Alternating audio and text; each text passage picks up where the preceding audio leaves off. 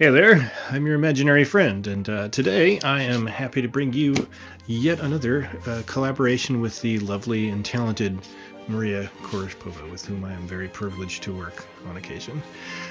Today we're going to be doing another Edgar Allan Poe story. Now, as always, bear in mind that sometimes an author will have included something in their work that at the time of writing seemed fine to them. It's not always fine. In that vein, there's a little bit to unpack in this story. This is called Hop Frog, or the 8 Chained Orangutans. I never knew anyone so keenly alive to a joke as the king was. He seemed to live only for joking. To tell a good story of the joke kind and to tell it well was the surest road to his favour. Thus it happened that his 7 ministers were all noted for their accomplishments as jokers.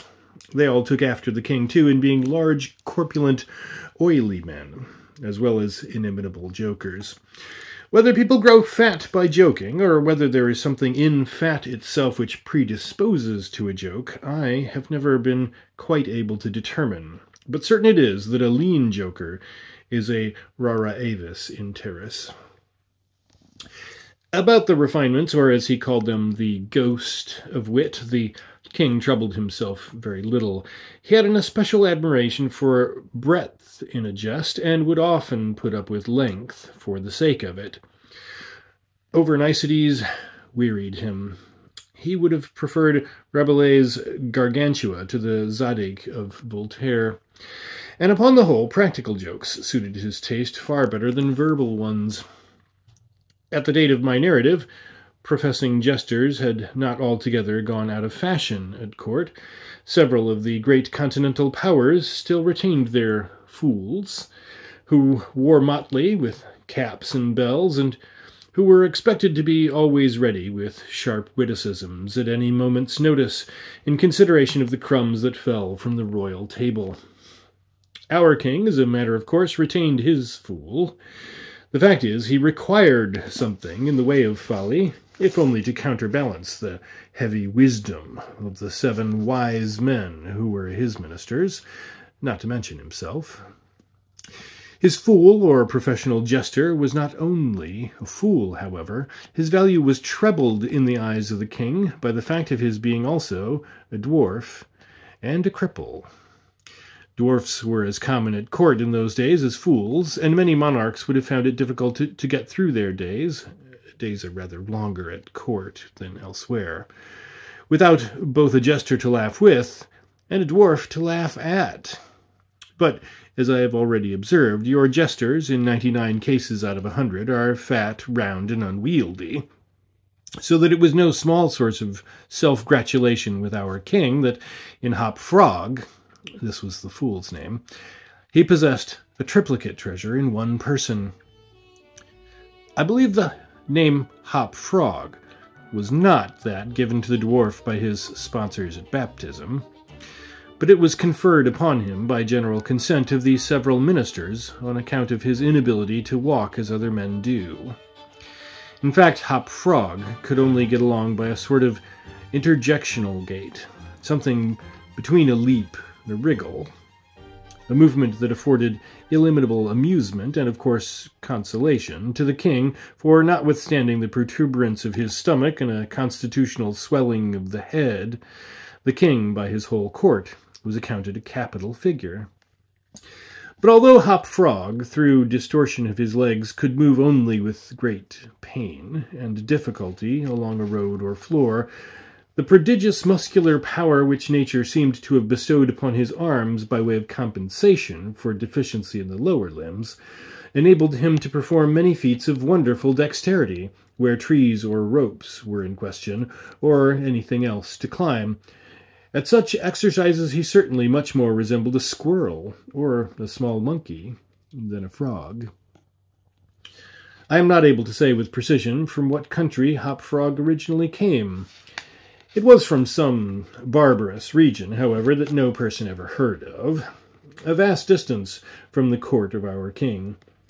Hop Frog and a young girl very little less dwarfish than himself, although of exquisite proportions and a marvelous dancer, had been forcibly carried off from their respective homes in adjoining provinces and sent as presents to the king by one of his ever-victorious generals. Under these circumstances, it is not to be wondered at that a close intimacy arose between the two little captives. Indeed, they soon became sworn friends. Hop Frog, who, although he made a great deal of sport, was by no means popular, had it not in his power to render Trippetta many services, but she, on account of her grace and exquisite beauty, although a dwarf, was universally admired and petted, so she possessed much influence, and never failed to use it whenever she could for the benefit of Hop Frog. On some grand state occasion, I forgot which, the king determined to have a masquerade, and whenever a masquerade or anything of that kind occurred at our court, then the talents both of Hop Frog and Trippetta were sure to be called into play.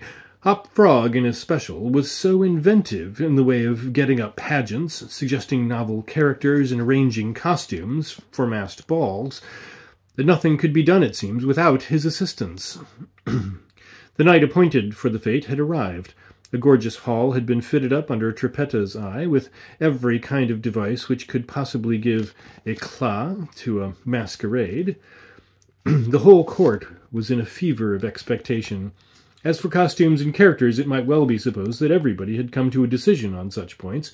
Many had made up their minds as to what roles they should assume, a week or even a month in advance, and in fact there was not a particle of indecision anywhere, except in the case of the king and his 7 ministers. Why they hesitated, I could never tell, unless they did it by way of a joke. More probably they found it difficult, on account of being so fat, to make up their minds. At all events, time flew, and as a last resort, they sent for Trippetta and Hop Frog.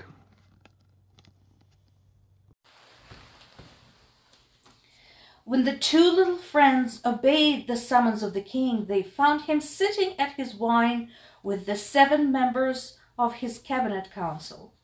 But the monarch appeared to be in a very ill humor. He knew that Hop Frog was not fond of wine, for it excited the poor cripple almost to madness, and madness is no comfortable feeling. But the king loved his practical jokes and took pleasure in forcing Hop Frog to drink and, as the king called it, be merry. "Come here, Hop Frog," said he, as the jester and his friend entered the room. "Swallow this bumper to the health of your absent friends." Here Hop Frog sighed. "And then let us have the benefit of your invention. We want characters. Characters, man. Something novel, out of the way. We are wearied with this everlasting sameness. Come, drink. The wine will brighten your wits." Hop Frog endeavored, as usual, to get up a jest and reply to these advances from the king, but the effort was too much. It happened to be the poor dwarf's birthday, and the command to drink to his absent friends forced the tears to his eyes. Many large, bitter drops fell into the goblet as he took it humbly from the hand of the tyrant. "Ah, ha, ha, ha, ha, ha!" wrote the latter, as the dwarf reluctantly drained the beaker. "See what a glass of good wine can do. Why, your eyes are shining already." Poor fellow! His large eyes gleamed rather than shone, for the effect of wine on his excitable brain was not more powerful than instantaneous. He placed the goblet nervously on the table and looked round the room, the company of half-insane glare. They all seemed highly amused at the success of the king's joke. "And now to business," said the prime minister, a very fat man. "Yes," said the king. "Come, Hop Frog, lend us your assistance. Characters, my fine fellow, we stand in need of characters, all of us. Ha, ha, ha, ha, ha." And as this was seriously meant for a joke, his laugh was chorused by the 7. Hop Frog also laughed, although feebly and somewhat vacantly. "Come, come," said the king impatiently. "Have you nothing to suggest?" "I am endeavoring to think of something novel," replied the dwarf, abstractedly, for he was quite bewildered by the wine. "Endeavoring?" cried the tyrant fiercely. "What do you mean by that? Ah, I perceive. You are sulky and want more wine. Here, drink this." And he poured out another goblet full and offered it to the cripple, who merely gazed at it, gasping for breath. "Drink, I said!" shouted the monster, "or by the fiends!" The dwarf hesitated. The king grew purple with rage. The courtiers smirked. Trippetta, pale as a corpse, advanced to the monarch's seat and, falling on her knees before him, implored him to spare her friend. The tyrant regarded her for some moments in evident wonder at her audacity. He seemed quite at a loss what to do or say, how to most becomingly to express his indignation. At last, without uttering a syllable, he pushed her violently from him and threw the contents of the brimming goblet at her face. The poor girl got up as best she could, and not daring even to sigh, resumed her position at the foot of the table. There was a dead silence for about half a minute, during which the falling of a leaf or a feather might have been heard. It was interrupted by a low but harsh and protracted grating sound, which seemed to come at once from every corner of the room.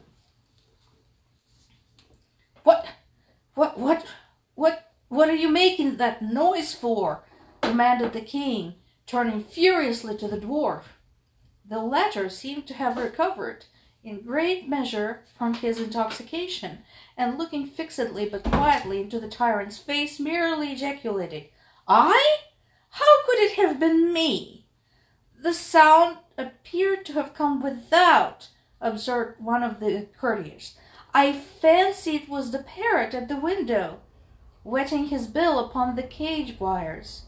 "True," replied the monarch, as if much relieved by the suggestion. "But on the honor of a knight, I could have sworn that it was the gritting of the vagabond's teeth." Hereupon the dwarf laughed. The king was too confirmed a joke to object to anyone's laughing, and displayed a set of large, powerful, and very repulsive teeth. Moreover, he avowed his perfect willingness to swallow as much wine as desired.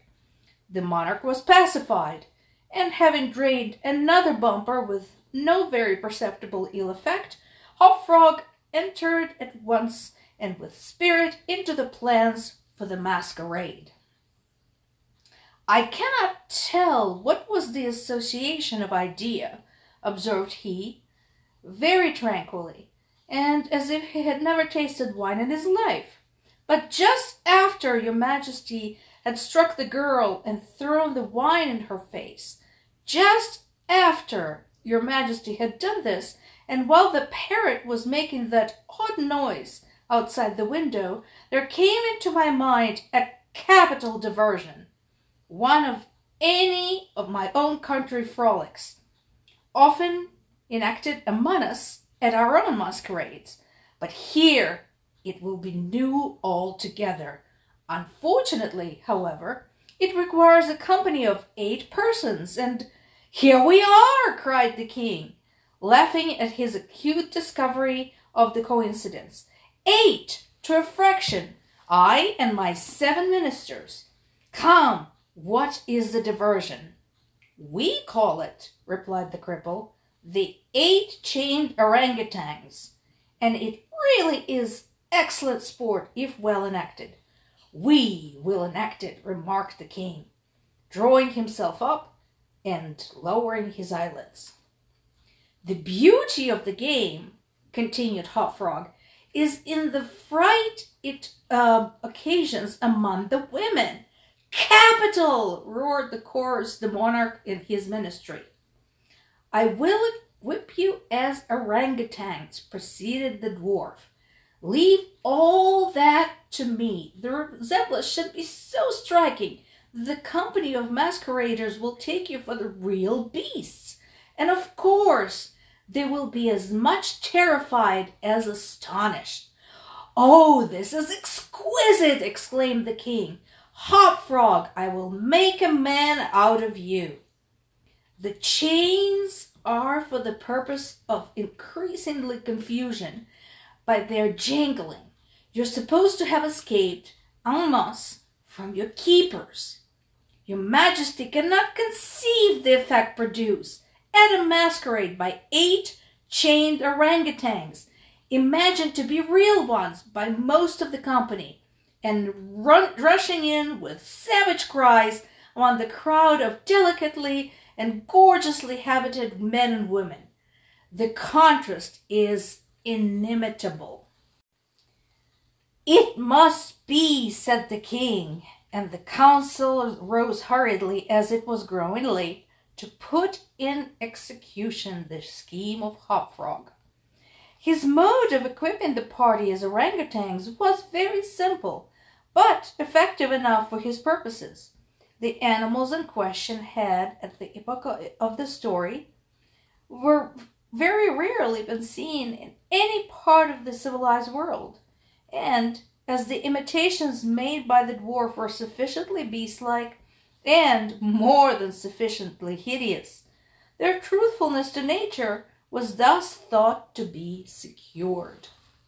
The king and his ministers were first encased in tight-fitting stockinette shirts and drawers. They were then saturated with tar. At this stage of the process, someone of the party suggested feathers, but the suggestion was at once overruled by the dwarf, who soon convinced the 8, by ocular demonstration, that the hair of such a brute as the orangutan was much more affected, represented by flax. Thick coating of the latter was accordingly plastered upon the coating of tar. A long chain was now procured. First it was passed about the waist of the king and tied, then about another of the party and also tied, then about all successively in the same manner. With this chaining arrangements was complete, and the party stood as far apart from each other as possible, they formed a circle, and to make all things appear natural, Hop Frog passed the residue of the chain in 2 diameters at right angles across the circle, after the fashion adopted at the present day by those who capture chimpanzees or other large apes in Borneo.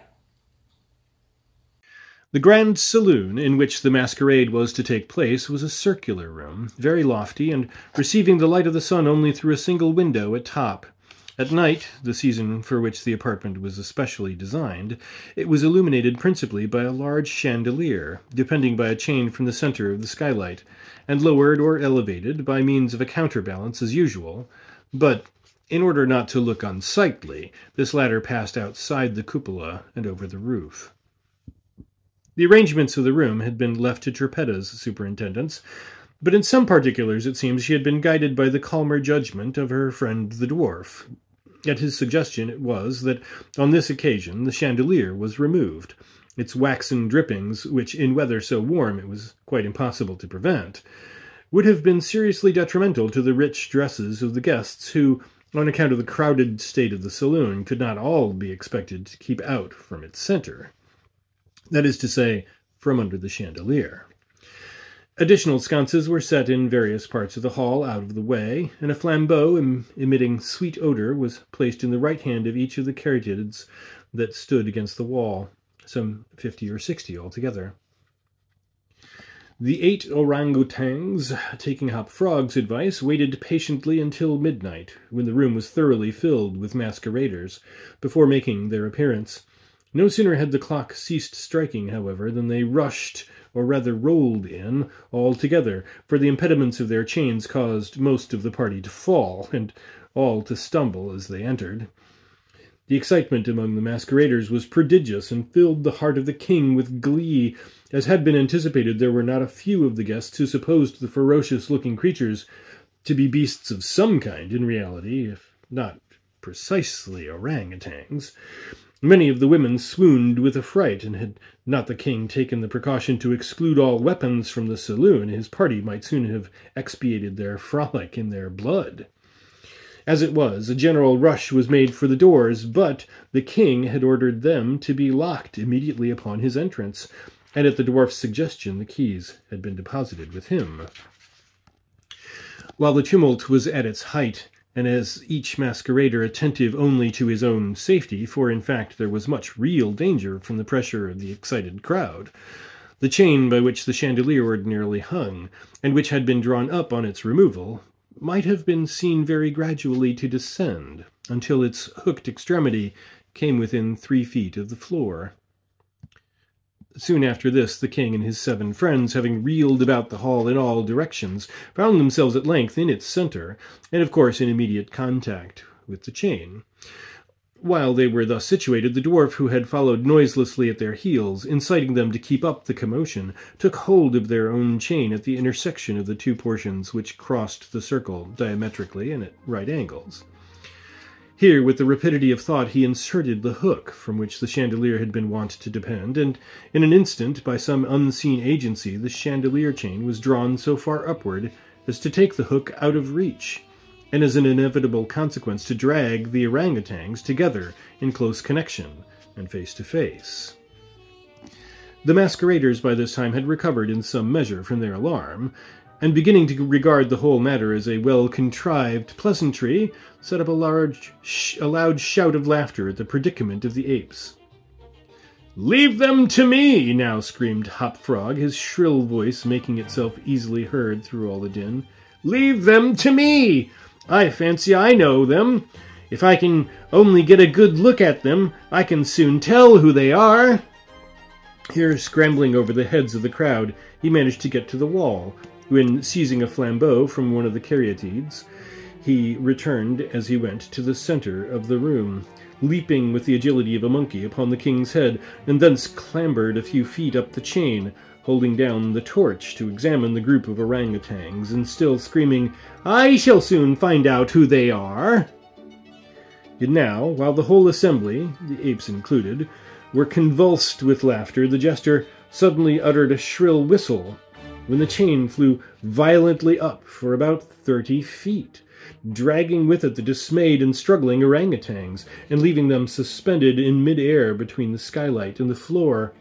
Hop Frog, clinging to the chain as it rose, still maintained his relative position in respect to the 8 maskers, and still, as if nothing were the matter, continued to thrust his torch down toward them, as though endeavoring to discover who they were. So thoroughly astonished was the whole company at this ascent that a dead silence of about a minute's duration ensued.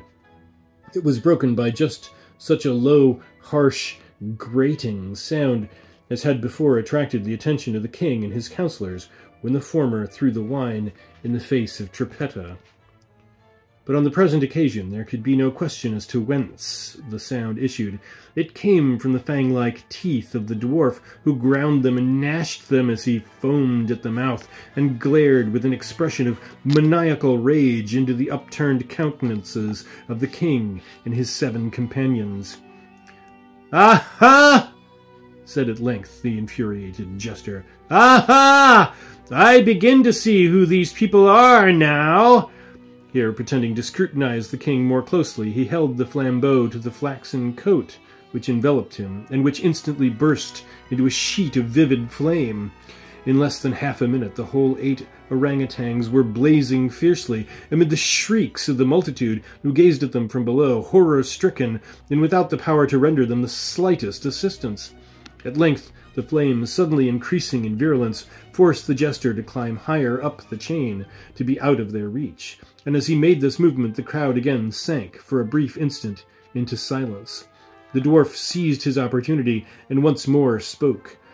"I see now distinctly," he said, "what manner of people these maskers are. They are a great king and his 7 privy councillors, a king who does not scruple to strike a defenseless girl, and his 7 councillors who abet him in the outrage.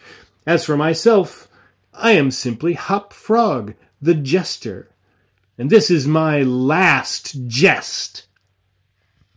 Owing to the high combustibility of both the flax and the tar to which it adhered, the dwarf had scarcely made an end of his brief speech before the work of vengeance was complete. The 8 corpses swung in their chains, a fetid, blackened, hideous, and indistinguishable mass. The cripple hurled his torch at them, clambered leisurely to the ceiling, and disappeared through the skylight.